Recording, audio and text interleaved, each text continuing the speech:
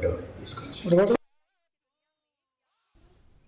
Usumbut Menteri Rangba Jylla wa Prastun Tensang ulo jubab ikijing dawa banbo Central Armed Force Police Force Neigrihms da keba penskam bakarai ke Shong ha ke Sorkar ula pentikna bak pulit kedang Tristom banyada na kijing ja hadin habut uba tensang ula kentui ki pajba ban kiar na keba penpreng ya ki khana ki belam bakla ki bala ban penmi ya kijing siir da keba pengsan ya kijing pengor jong ki bor penjarian ula khot ya kijing ya trelang jong ki pajba ban penek ya kijing suk bat jing syania ha ke Pyntreikam.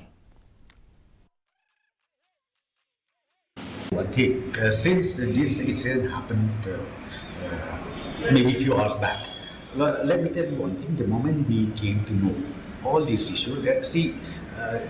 every citizen of the country who are working, serving here in the state of Neigrihms,